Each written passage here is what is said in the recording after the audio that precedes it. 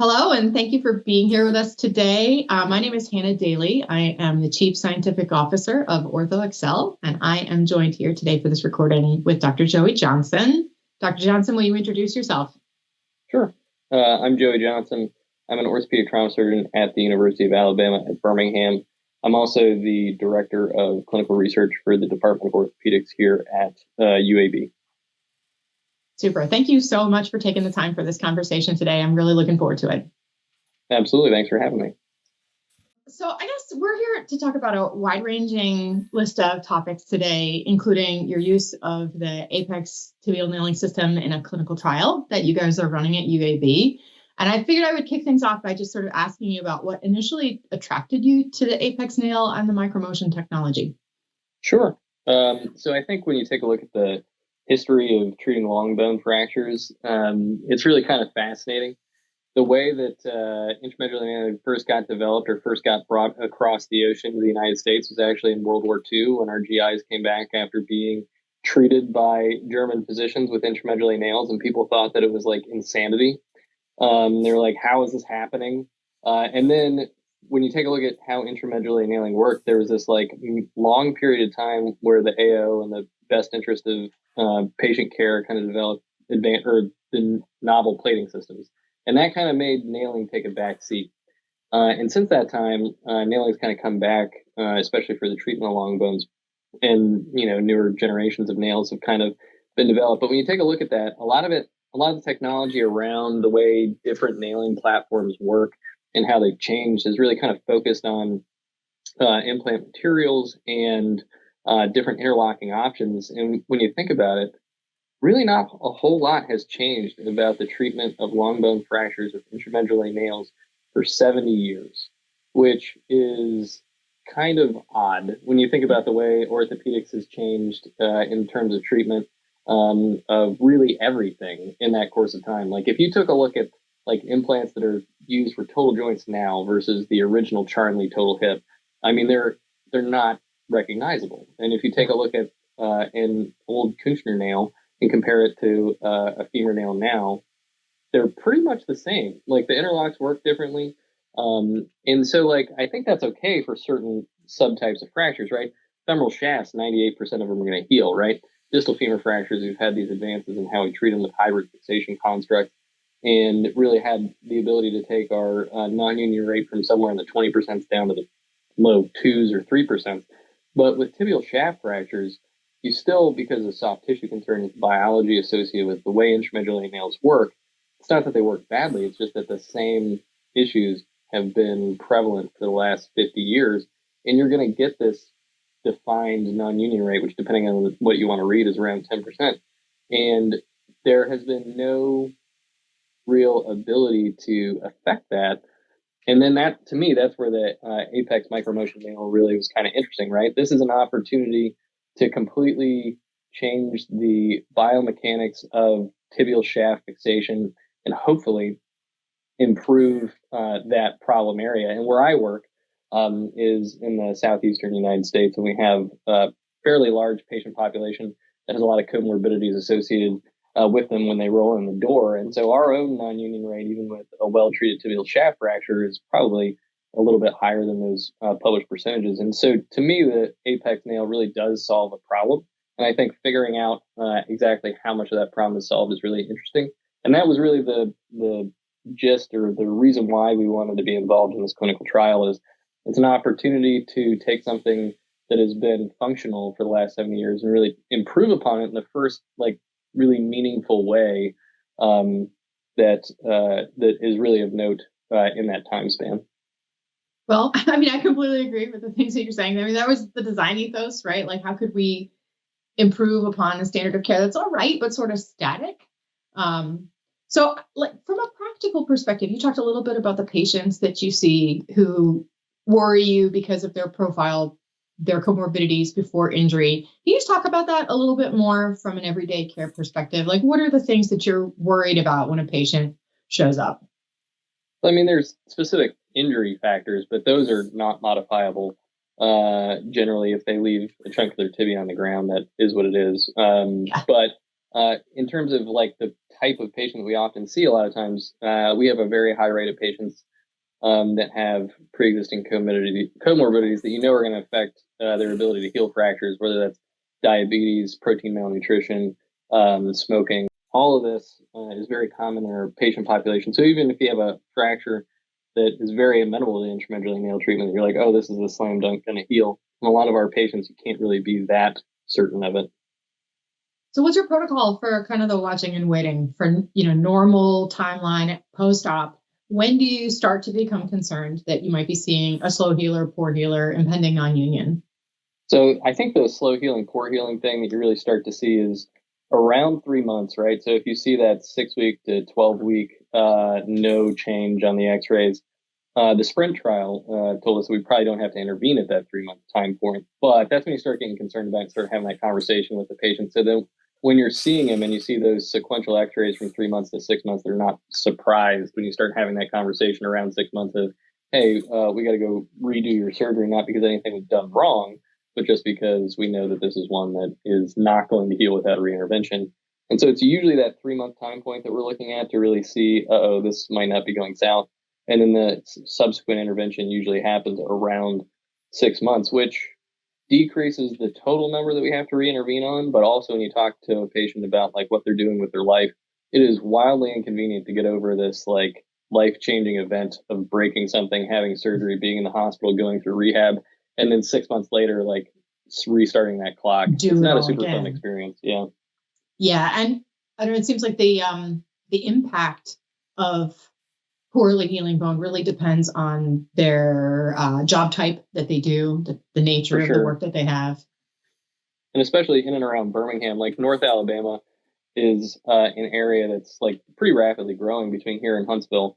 And so because of a lot of that, you have this younger patient population that does a lot of manual labor, like in the construction industry and in like service industries. And so a lot of these people aren't like, and when you think about how these injuries happen, it's probably less likely that a computer engineer is going to have a tibial shaft fracture than a guy working on a construction site.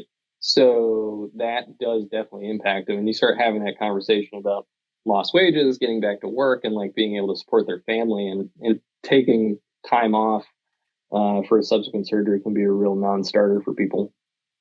Yeah. Do you find your patients are stressed about that, about the costs, direct healthcare costs and the indirect costs of lost work? Do they talk to you about that at all? So, and it's funny because I've been in full-time practice for 8 years. And I think the first 4 years of practice, I ignored that completely, right? Because I was like, more worried about making sure I was taking care of people well. And then as you start to get a little bit more comfortable in what you're doing for a living, you start like hearing this conversation more, and it was probably taking place the whole time, and I just wasn't paying attention to it. I don't think the economy has shifted that drastically that it's much more of a concern now than it was then. I think I'm just paying attention to it more. But yes, pretty much every patient that I have that doesn't work in a sedentary job where they could essentially sit at a computer or sit in meetings and not have to worry about it, it's a big concern, because not just, even if you're not living paycheck to paycheck, you have to take 3 months off of a job. That's like a lot. Like that is a lot. That'd be a lot for anybody, like regardless of how much money you make. Yeah. Yeah. And so, yes, I think it's super common. And I think it's just way more common than I think a lot of us, especially younger folks, realize when they start off in this profession, because you're probably worried about other stuff. Yeah. All right. So let's shift gears a little bit and talk in some more detail about the clinical trial that you're running with micromotion nailing. Just kind of describe a little bit the design of the study and how you guys narrowed down on the outcomes measures that you wanted to include. Sure. And so for us, really what we're looking at is we have 2 arms. So we have the trial arm, which is using the Apex micromotion nail, and then the standard treatment arm, which is using the standard of care nail. And in our hospital, that's depending on the surgeon and depending on the day, a different implant. But the caveat there is what we kind of talked about at the beginning. They're all static interlock nails. Yeah, right? I'm not going to say all nails are the same, but they're very similar. That's okay. I can say that for you. Yeah, exactly. They're all static interlock nails. Biomechanically, we don't have any reason to think that they're acting any different once they're implanted. And so the mechanical contribution to the healing potential would be the same. Yes, this isn't like a cephalomedullary nail where you can make a compelling argument that they work differently based on the design. This is a standard tibial nail, right? And so the arms are pretty straightforward. And then really what we're looking at is reintervention and time to healing, right? So is there a difference in terms of like the number of patients that we have to reoperate on and the amount of time it takes them to heal? Because I think what surgeons, and this goes to our previous conversation, I think what surgeons care about a lot is, do I have to take this person back to the operating room? That's like the health system concern, right? Which, depending on how the health system works, where you work, like you actually may be incentivized to take them back to the operating room. But most places, it's like we want to prevent this sort of reoperation. But then for the patient's concern, right, if their tibia is still killing them at 3 months and you're like, don't worry, this is healing, that concern is a little bit different from physician to patient. Like you might be looking at this and being like, oh, this looks great. But if the patient is still not healed and like somewhat incapacitated by that, then that's more of a problem. And so it's kind of two-armed. It's how quickly is this happening and how often do we have to re-intervene? Yeah, it's kind of like the difference between the absolute pain score that they're experiencing and how much that interferes with them being able to do the things they need to do and the things that they love doing, go to work, be employed, take care of your kids, your parents, whatever it is. Yeah. All right. So outcomes measures, like there's a whole universe of things that you could choose from. How did you decide? So for us, it was we really wanted to make this applicable to as many people as possible. And we really, at our place, have done a ton of work on patient-reported outcomes too.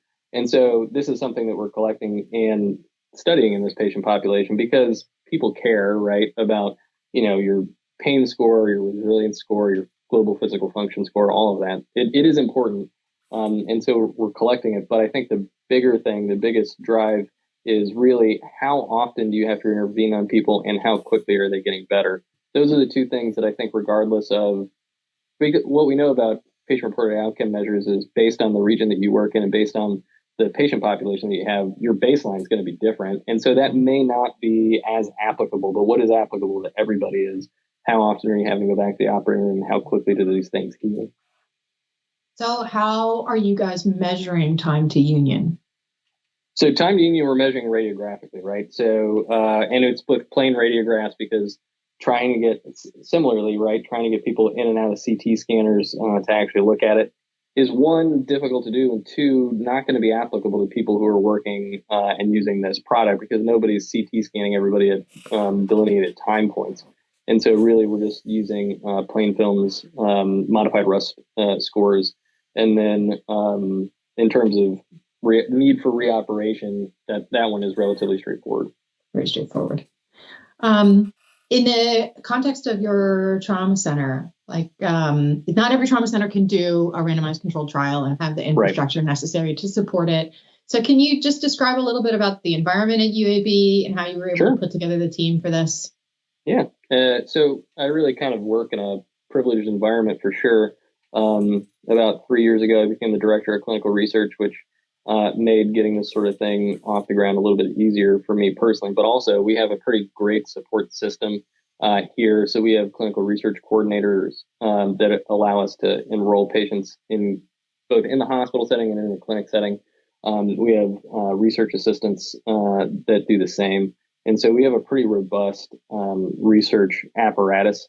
And we've done studies, not using novel implants, but studies specifically on tibia fractures at our institution before. And so we kind of had a rough guide on how to do this. So it was relatively straightforward for us to adapt.